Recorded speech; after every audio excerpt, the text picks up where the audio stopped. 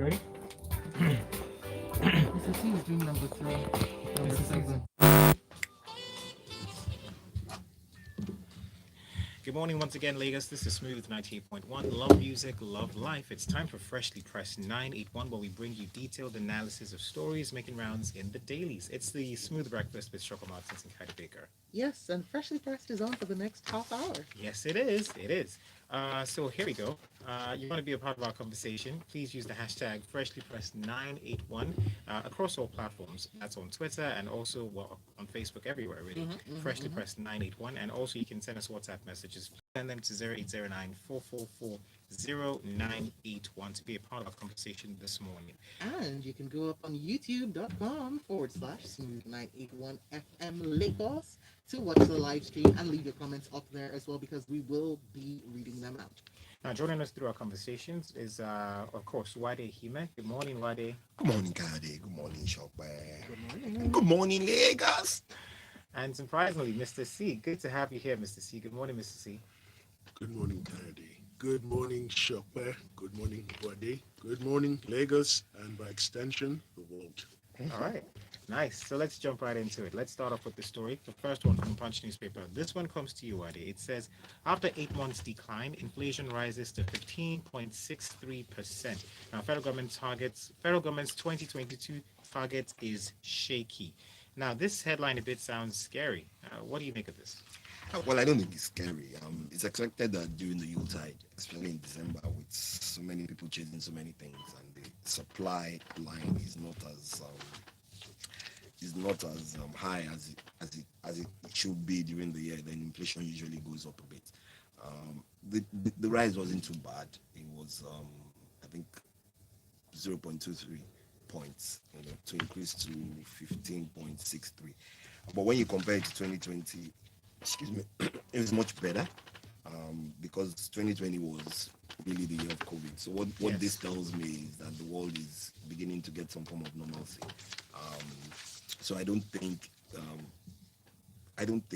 it is a problem. But the challenge here will be 2022 and how the government implements their fiscal policies, because according to the Minister of Finance, they're targeting 13% as inflation by the end of 2022. With the continued decline in the revenue stream of Nigeria, increased the fluctuation of the foreign exchange and more, I don't think that target is realistic. If they can achieve the drop to maybe like 14%, it might make sense. Okay. But I don't think that they would achieve their 13% target because things are continually going up. Foreign exchanges Still going up, still fluctuating. yeah, but it goes up more than it comes down. Prices of food are continually increasing because of exchange rate, because we're really an import country. So a lot of all these things would make it difficult for them to achieve that 13% that I see. Now, according to the World Bank, they had earlier disclosed that Nigeria might have one of the highest inflation rates globally in 2022, with increasing prices diminishing the welfare of Nigerian households. Okay, so I know we've talked about this back and forth and back several times, but is there a way that we can, drive prices down, reduce inflation? Because if we're having the highest inflation rate globally, then, I mean, there's a huge problem. So that the first thing is tackle insecurity, because one of the major things that drives up the inflation is food. Okay.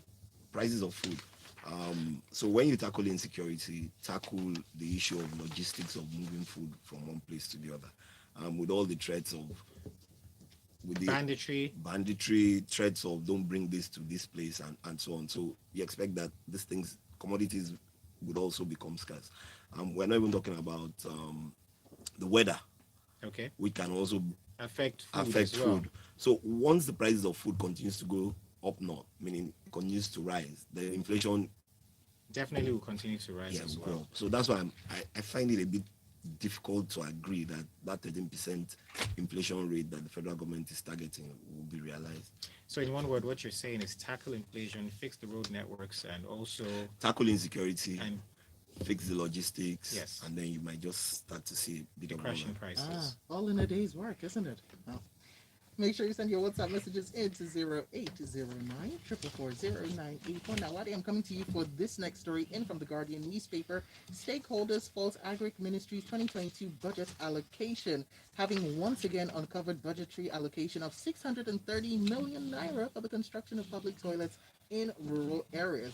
Now, the disclosure by stakeholders is contained in the 2022 budget analysis conducted by Action Aid Nigeria. And they went on to stress the need for relevant capital projects relating to infrastructure to have locations that they can actually go visit in order to track and monitor. I mean, your take on this? And Wadi shakes his head. I don't Shaking his understand. head. First, I don't know what the Ministry of Agric is looking at building a mosque. That's one. I don't know whether that's their responsibility. Secondly, 630 million for the construction of public toilets in rural areas on the farms. But we just spoke now that for you to drive down food prices, fix the logistics, fix the things that you require, the inputs that make the inputs cheaper. But we're talking about toilets. I really don't understand. Not just toilets, 2.3 billion naira allocated for irrigation and all year round farming, with no further information regarding where exactly it would be installed. Maybe they will provide it at a later time. I really don't know. But what I'm particular about is I remember the president saying that we need to go back to agriculture. Very true. He did say that. So if this is how we want to go back to agriculture, that the Ministry of Agric will be building public toilets for the farmers. And mosques? Let's leave the mosque. Toilet, 630 million. I really don't understand. It's How many toilets are there to even start with? Because when you read the story, there are so many things, and you just cringe. You're wondering what exactly did they take us for, really. It's just Leaves you speechless? I'm lost. Well, I hope you aren't lost, Lagos, Nigeria world. Make sure I you use am, the because hashtag it's FreshlyPress981 on Twitter. Capital projects. We're talking about irrigation. Nobody's talking about what kind, like you said, 2.3 billion for irrigation systems. Where? When? Where are they going to be located? 630 million to build public toilets.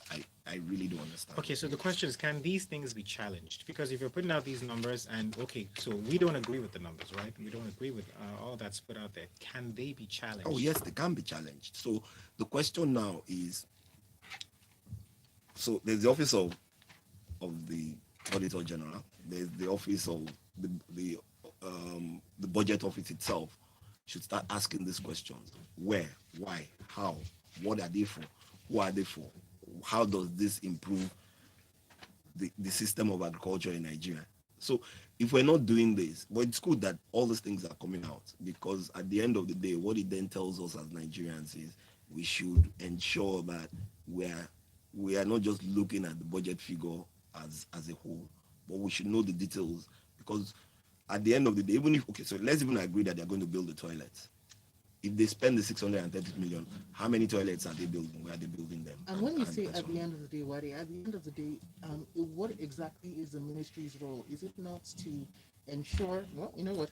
Maybe We by have maybe by farmers maybe who are by coming maybe out by to say- building toilets, you give the farmers places where they can use. So What the farmers are saying is that they need to reduce the cost of their farming in order to not transfer the prices down to the end and which is where customers. that's where we started from the first story. Mm. Logistics, the seedlings that you require, even combating climate change. These are huge issues that we're not talking about. Instead, they're talking about over 500 million naira to build public toilets. It's fine. We've got more stories for you later. All right. Well, don't forget, your messages come to 0809-444-0981. And here's a message from Jane. Jane says, good morning, guys. A nation that cannot feed itself will remain poor and at the end be at the mercy of others. Cisco Delgado comes in to say, good morning, everybody. Let the federal government stabilize electricity supply, which is the lifeline of economic development. Secondly, building public toilets for agricultural purposes is a joke. Why not provide basic amenities to the farmers? And Dan comes in to say, What is really amiss with the guys at the Ministry of Agriculture? So much mediocrity in governance, and of course, this is Barrister Dan. But let's move on to our next story real quick. This one comes to you, Mr. C, and it's from the Punch newspaper. It talks about the National Assembly. So they're under fire as budget uncovers 378.9 billion duplicated projects. Now, let me put a background to this before you give us your thoughts about the story. So, Budget Nigeria, they're a civic tech organization. On Monday, they announced its discovery of 460 duplicated projects valued at 378.9 billion naira in the 2022 Appropriation Act. They've accused the National Assembly of padding the federal government's budget, among other allegations. So, what do you make of this? Okay, thank you. Thank you very much, Kennedy. Now, a quick background for all our listeners, in addition to what Kennedy just said. In 2021, budget identified 316 duplicated projects. In 2022, it went up to 460, meaning no lesson was learned. No repercussions were meted out to the culprits. Now, the National Assembly has always been in the news for all sorts of financial nonsense. That the Auditor General of the Federation is not identifying things that have gone wrong with previous budgets and monies that cannot be found or located, we're now getting duplicated projects. Now, it is a shame that our elected representatives, who are supposed to uphold the rule of law, who are indeed the lawmakers, are resorting to all of this. And it then calls into question the whole budget making process. Why are projects being duplicated? If it was one or two, you could chalk it off as an administrative error. 460 speaks to deliberate intentionality by members of the National Assembly to make away with sums of money belonging to the collective commonwealth of Nigerians. Now, and then with some of the projects, it's ridiculous. I'm going to read out some details, and they're quite shocking. Now, for this, the presidency requested the sum of 20.8 billion naira, billion naira to build a 14-bed presidential wing hospital. How does that make any sense? 14 beds at 20.8 billion. So each bed is coming in at over $1 billion on the average. Okay. Go on. Now, Okay. 28.72 million was requested to buy 2 units of 10-kilogram washing machines and 6 LG televisions. Please. So, Okay, Mr. C, we see all I think this. I need to change my profession. I need to start selling washing machine and TV. Okay, but here's the thing, right? Just last week we talked about the fact that Serap, they sued the National Assembly for Yes. 4.1 billion that was misappropriated at some point in time. So, and I asked Mr. C, I asked Wadi a few minutes ago that who can be held accountable? Now you've talked about the Auditor General, okay? So if the Auditor General is not looking in the direction of holding these people accountable, then what can be done? So we have the security agencies. They hear these reports. They receive these reports. What exactly are they doing following the receipt of this report? When you say the security agencies, are you talking about the EFCC, the you have the ICPC? you have the EFCC, you have the police, you have the ICPC. Take your pick. Nobody's doing anything. Now, it gets worse. I didn't even finish. Now, there's a national agency for the Great Green Wall, which is supposed to fight land degradation and desertification. They're supposed to prevent those things happening. They spent 1.3 billion naira on purchasing motorcycles, streetlights, and other projects outside its mandate. How does that happen? Further still, the Ministry of Environment allocated the sum of 67.8 million naira to build armories for weapons. It doesn't get any more ridiculous. This is so strange. What is the Ministry of Environment doing in the capacity of a Shopper, security agency? I'm confused. They are protecting the environment. shopper. You We see, also, looking at this, we've also got river basin development authorities constructing roads, supplying street lights. there's a culture of impunity that has pervaded Abuja. and the running of government activities. And right now, they're being so reckless, they don't care anymore. It's like an pre-election year. And like what they just said, election season started. Money has to be That needs raised. money. And anyhow the money is made, they're good to go. One more question before we move on to our next story. Yes, sir. So you said that the security agencies, the police, the ICPC, FCC, Yeah. should, should be the ones to, hold these people accountable. But in the event that they are not done, can individuals, make regular petitions and say yes. this should be done? Okay.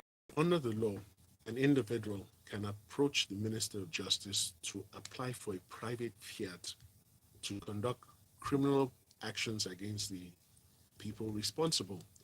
However, the question is, will the current Minister of Justice, who is quite controversial, issue their fiat? Let's move on to our messages here. This one's from the WhatsApp. This one here says, Yemi from Marina here. Judging from the tone of these budgetary items, it's almost clear that most of these projects are geared for the North, and this is just sad. The same Ministry of Agriculture was responsible for expending monies over Ruga projects that were called off. What exactly is going on there? And this one here comes back from Jane. Jane says, who cleans the toilets and maintenance? Okay, I have misplaced priorities or jokes there. This one says, thank you, Mr. C. Always putting context to your analysis. Today's analysis broke my heart. How did we get here as a country? Okay, so we can't take the last bit, but thank you so much. This one here says, tell our leaders in the Senate and government as a whole are made to account and punished for the inflation of the budget. This will continue. This gross corruption speaks volumes of the fight to eliminate it. And Cisco Delgado. We've got this one in who says, Cisco Delgado says, to see, please, I have a brand new LG smart television for sale. I can sell it to them for 200 million. Nigeria is making a mockery of herself on a daily basis, and this is very sad. Well, we've got this one in from Joseph, who says, can you see the insincerity in the government's duplication of 460 projects? The budget offices, the assembly, and the civil servants are the culprits, and yet we are told that the country is broke. Subsidy here and there is alleged. This is all fraud. It's painful and annoying. And how can there still be such a deafening silence in the anti-corruption agencies, but they're very quick to pick up the small fry? All right, moving on, we've got this one in from This Day newspaper. Gbajabiamila Miller seeks increase in minimum qualifications for presidential and National Assembly aspirants. He stated this while delivering a paper titled Building Back Better, Creating a New Framework for Tertiary Education in Nigeria in the 21st Century at this 52nd convocation of the University of Lagos, saying that increasing the qualifications would be another step in reforming the electoral system and providing strong leadership for the country. Now, what considering our last story, if our last few stories, I would ask if the minimum educational requirements is really what is plaguing our executive and legislative branches of government. Well, I'm not sure that's what's plaguing it, but I think we can start from there. Because we're in the 21st century, heading towards the 22nd century, we still believe that high school level is what we require. And people go to universities, people go to higher institutions and can't get jobs, then we know where we're coming from. However, my challenge with Gbajabiamila is this. He's been the Speaker of the House for over 2 years, almost 3 years. Has he put anything in place or in motion? It's very easy for us to, come and be a guest speaker and speak. Mm-hmm. And speak and tell us the things that should be done or we should do.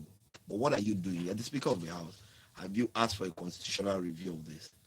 Nobody says anything, but it's very convenient for you now to go to University of Lagos at the graduation ceremony and say, oh, we need to change this. But Gbajabiamila should act as one who was elected as a representative. If you think, and we've said it not once, not twice, the constitution needs to be reviewed. It's not just, I'm not the only one saying it, practically the whole of Nigeria is saying it.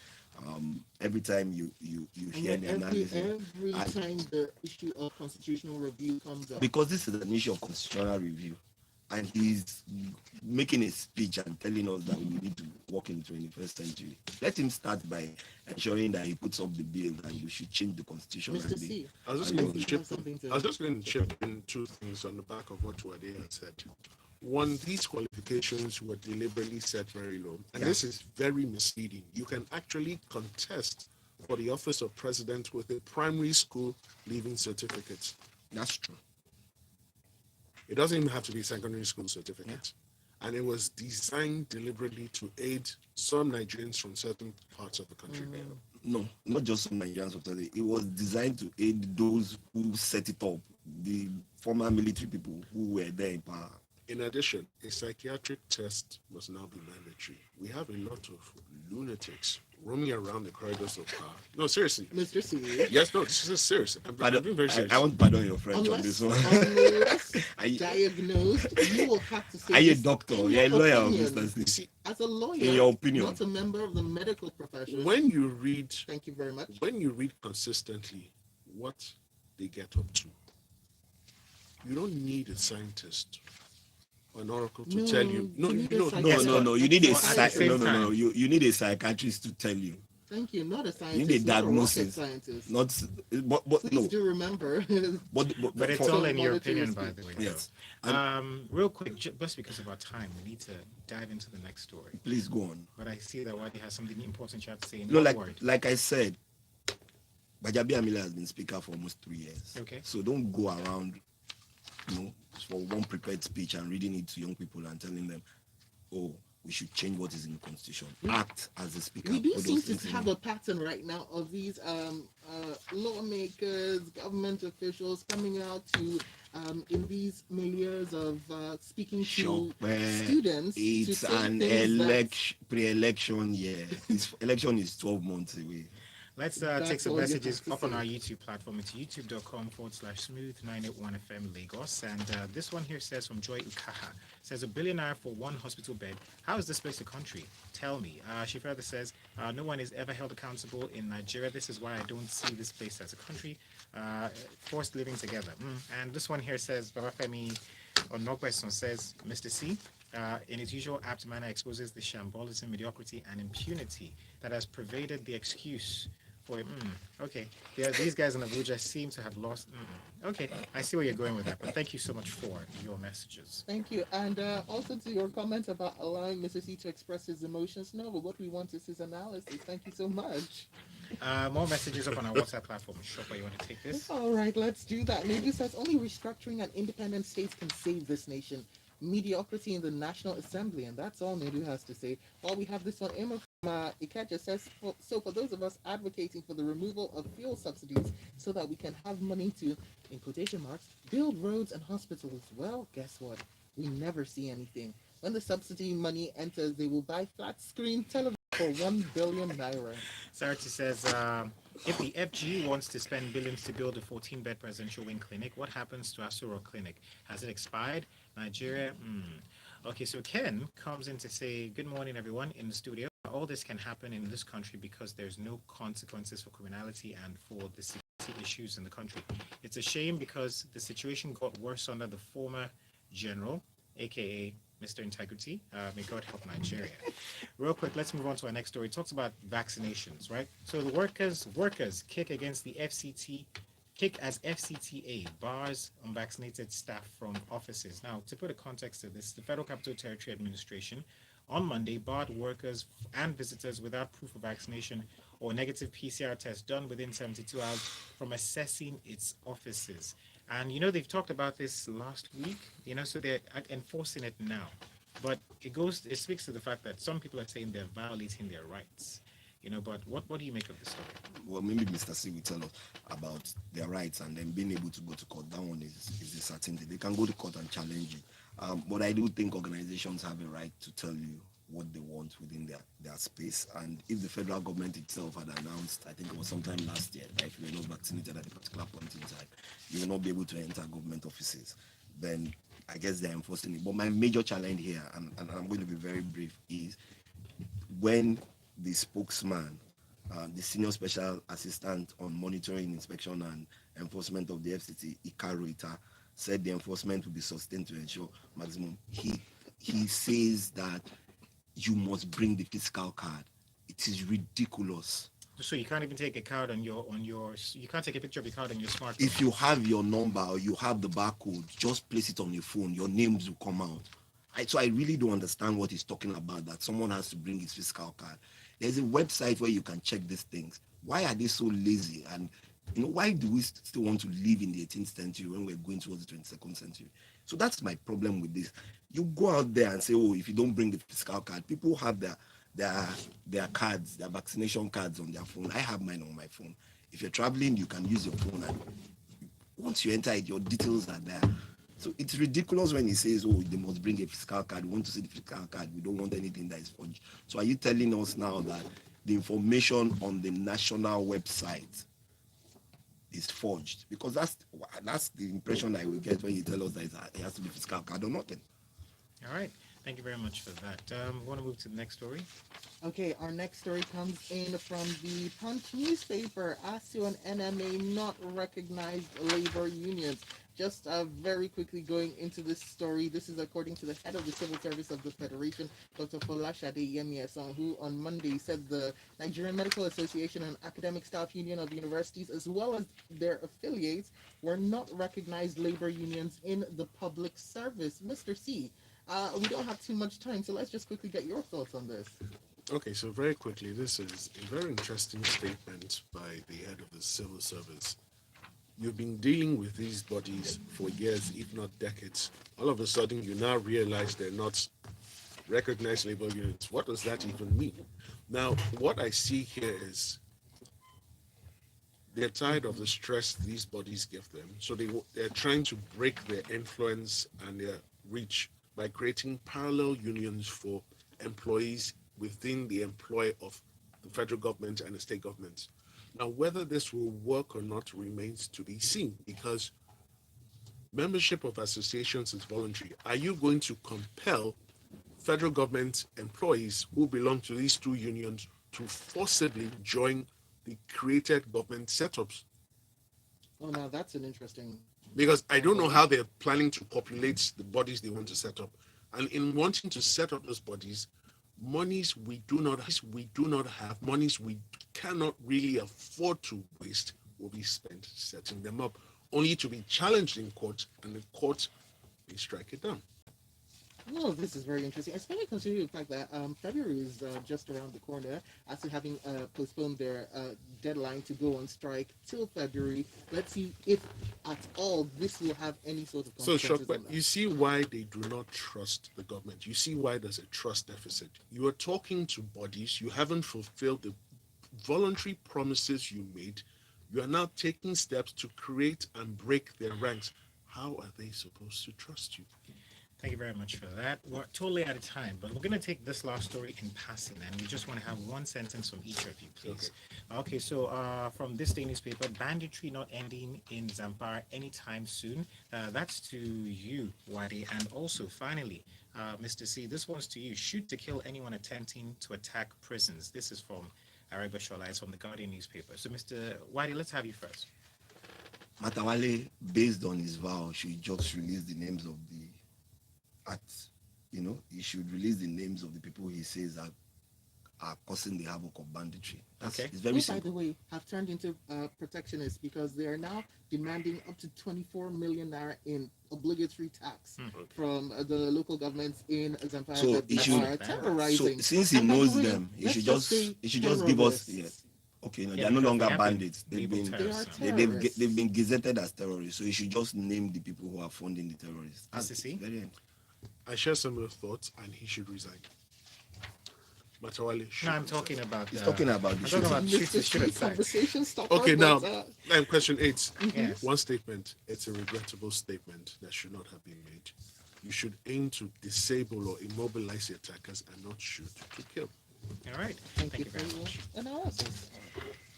All right, and that is that for Freshly Pressed. So you can make sure you join the conversation even afterwards using the hashtag FreshlyPressed981 or going over to youtube.com/smooth981FM Lagos to replay the stream. And of course, you can find our analysts up on all social media platforms, including Twitter. Where can they find you? Wade Ahime _ on all social media platforms. Okay. On Twitter, D Mr. C, and on Instagram, Monsieur C with C triple E. All right. Thank you very much. Stay with us. This is Smooth 98.1. Matrix. Creating wealth through information. Woo! YouTube. Goodbye. Okay. We're done.